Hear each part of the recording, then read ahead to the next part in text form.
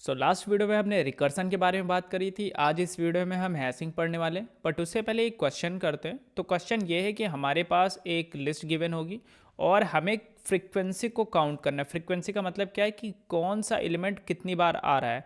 तो आप देखोगे जो यहाँ पे 10 है वो 1, 2 और 3 बार आ रहा है, और जो यहाँ पे 5 है वो 1 बार और 2 बार आ रहा है। 15 मेरा 1 बार आ रहा है। तो ये मुझे करना है।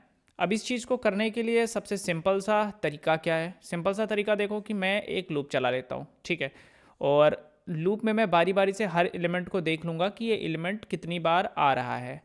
तो मैं एक लूप चलाता हूँ फॉर, और मैं यहाँ पर लिखता हूँ आइटम इन एरे। तो एरे के अंदर से एक एक आइटम निकल के आता रहेगा। अब सपोज मेरा आइटम आया है 10, या सपोज मेरा आइटम आया है 5, या सपोज मेरा आइटम आया है 15।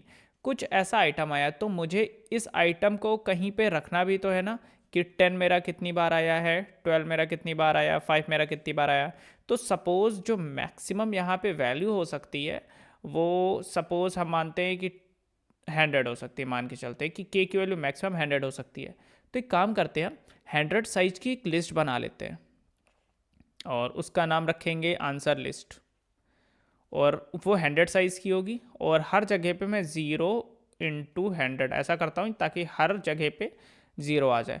और इसे हम 101 साइज़ की बना लेते हैं। और स्टार्टिंग इंडेक्स मेरा 0 होगा और एंडिंग इंडेक्स मेरा 100 होगा, और ये first and second and so on.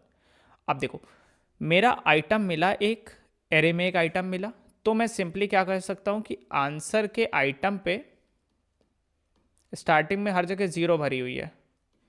तो पहला आइटम मुझे 10 मिला, तो मैंने कहा कि आंसर के 10 पे 1 कर दो, यानी 0 से 1 बढ़ा दो। ओके, तो यहाँ पे जो 10 था उस पे 1 हो गया ना। उस सेकेंड आइटम मेरा 5 आया, तो जैसे ही 5 आया मैंने बोला कि आंसर के 5 पे आप 1 बढ़ा दो, 0 है तो 1 कर दो। तो यहाँ पे 5 भी था, ये 0 पे 1 हो गया ना। वापस से अगला आइटम 10 आया, तो किस जगह पे मुझे बढ़ाना पड़ेगा? 10 वाली जगह पे बढ़ाना पड़ेगा। तो मैं सिंपल वापस से बोलूँगा आंसर के 10 पे 1 बढ़ा दो, यानी 1 है अब 2 कर दो। तो यहाँ पे 10 पे 2 हो गया। अब वापस से आइटम आया, इस बार 15 आया। अब आंसर के 15 पे 1 बढ़ा दो, यानी पहले 0 था 1 हो गया, तो यहाँ कहीं 15 होगा, यहाँ पे 1 हो जाएगा। अब वापस से 10 आया, 10 आया तो मैंने वापस से कहा आंसर के 10 पे 1 बढ़ा दो, तो 2 था 3 हो गया। तो आप देखोगे हर बार जब आइटम मेरा आ रहा है तो एरे ऑफ आइटम पे मैं 1 बढ़ा दे रहा हूँ, यानी जो भी वैल्यू पहले एरे ऑफ आइटम पे पड़ी थी उसमें मैं 1 ऐड कर दे रहा हूँ। तो ये सिंपल सा तरीका है। अब जब ये हो जाएगा उसके बाद क्या होगा?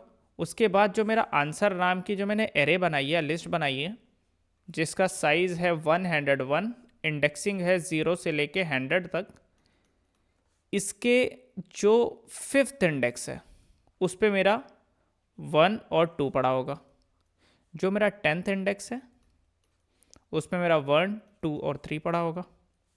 जो मेरा 15th इंडेक्स है उस पर मेरा 1 पड़ा होगा।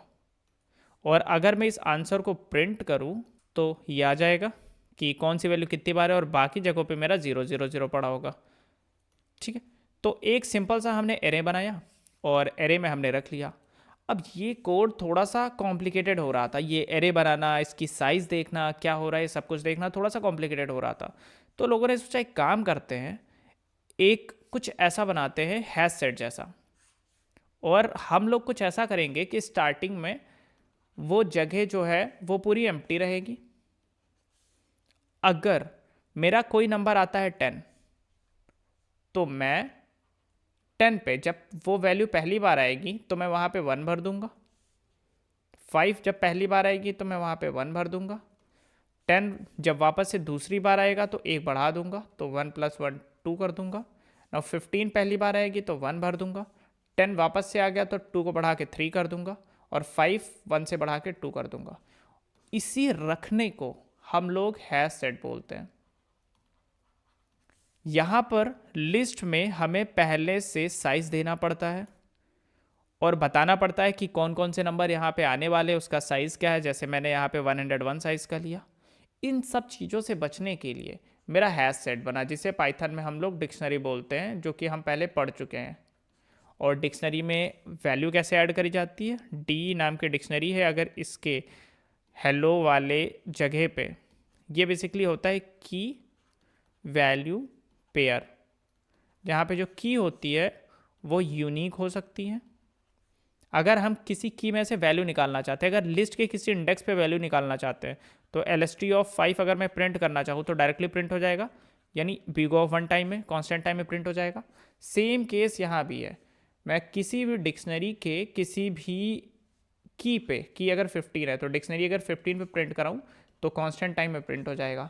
एडिशन करना है तो डिक्शनरी के 17 पे मैं कुछ वैल्यू भरना है तो मैं यहाँ पे सीधा वैल्यू भर सकता हूँ। मैं हेलो लिख सकता हूँ, मैं यहाँ पे डिक्शनरी के 17 में 5 या 9 लिख सकता हूँ, वो मेरी मर्जी है। और डिलीट करना चाहूँ तो डेल नाम का जो कीवर्ड है, डेल और देन डिक्शनरी का 17, तो डिक्शनरी पे रखी हुई 17 वाली वैल्यू चीज़ डिलीट हो जाएगी।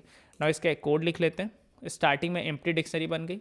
अब मैं एक एक आइटम पे चलूँगा। फॉर आइटम इन अरे, डिक्शनरी के आइटम पे जो भी वैल्यू हो उसमें एक बढ़ा दो।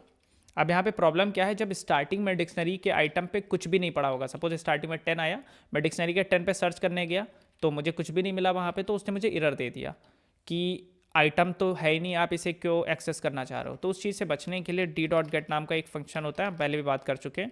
यहाँ पे एक डिफ़ॉल्ट आर्गुमेंट देते हैं, तो हमने 0 दे दिया कि अगर कुछ ना हो तो d.get फंक्शन मेरा 0 रिटर्न करे, और 1 ऐड करके मैं डिक्शनरी ऑफ आइटम में ही रख दे रहा हूँ। अब अगर आप डी प्रिंट कराओ तो आप देखोगे 10, 5, 5, 12, 6, 7, 19, और यहाँ पे आप देखोगे 10 एक बार है, 5 दो बार है, 12 एक बार है, 6 एक बार है, 7 एक बार है, और 19 भी मेरा एक बार है। तो यही हो गया मेरा कि फ्रीक्वेंसी कैसे काउंट होती है, ऐसे काउंट होती है।